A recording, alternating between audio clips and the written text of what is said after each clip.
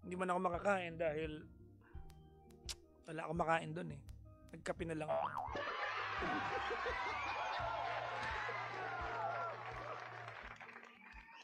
Magandang gabi sa inyong lahat.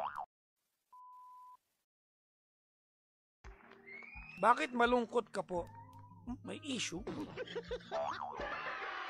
Parang malungkot ako. I am happy. I'm happy. I'm feeling glad of God's sunshine. Uy, kilala ko to Mary Mejia. I know this. I know this, ha? Anyways, welcome to the show. Hope you guys had a wonderful and productive day today. Maligayang bati po sa lahat ng mga nakasubaybay sa atin. Anay pusok. Anay. Nasakit. Naut-ut. Launay. Dinggim.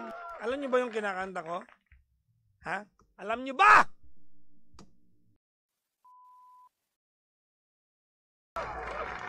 Anong magandang masarap na kainin daw pag tag-ulan.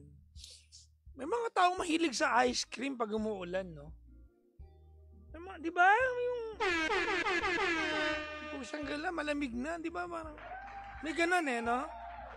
May mga tao din akong kilala na yung mangga sa suka sinasawsaw. Di ba? Maasim sa maasim. May ganun, di ba? Hello po sa mga weird yung mga preference nila. Sabi ni Benedict, balatong. Ice cream, no? Pwede.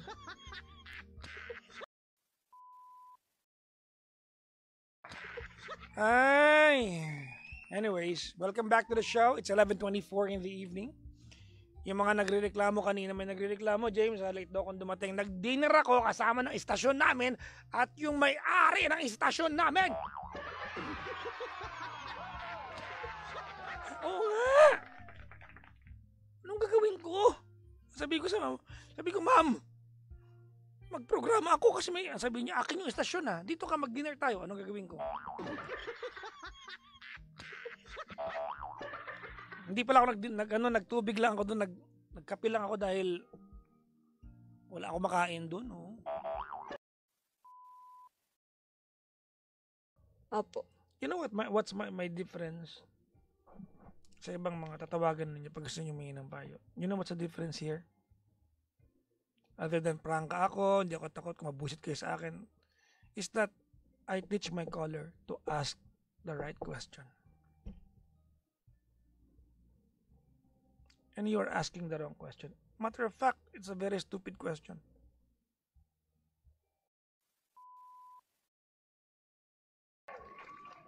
Alam mo yung purple corn, ate?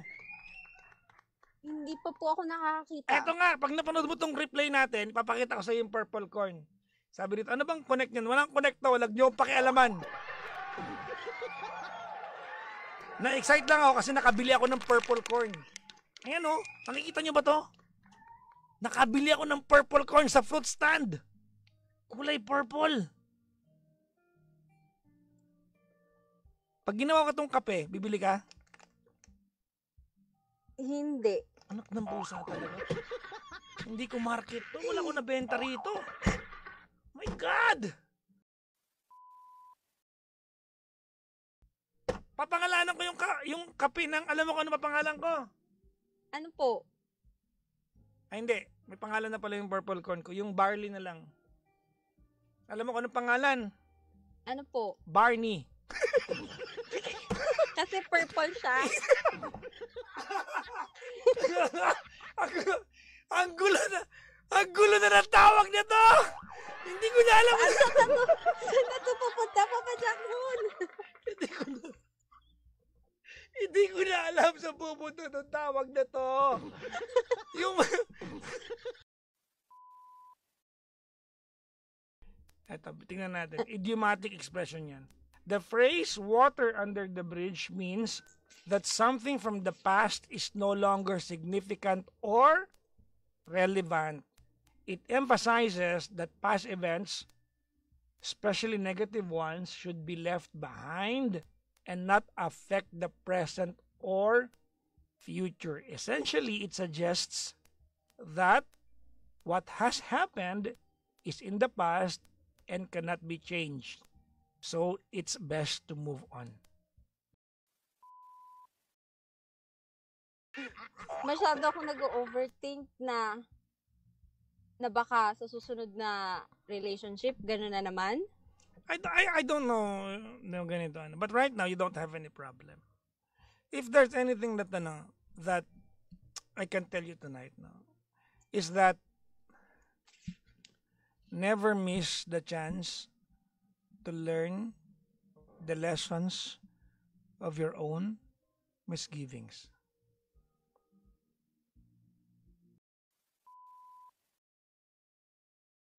Nasa day 80 na ako. So bukas 89 na. Ay, 89, 81. Hanggang 100 yung vlogs na yan. Hinamon ko lang yung sarili ko. Oo. Hinamon ko lang na kung kaya kong mag-araw. Walang palya yan, ha? Oo. In the last 80 days, wala akong nalaktawang araw. No excuses, no nothing. Nag-abroad ako.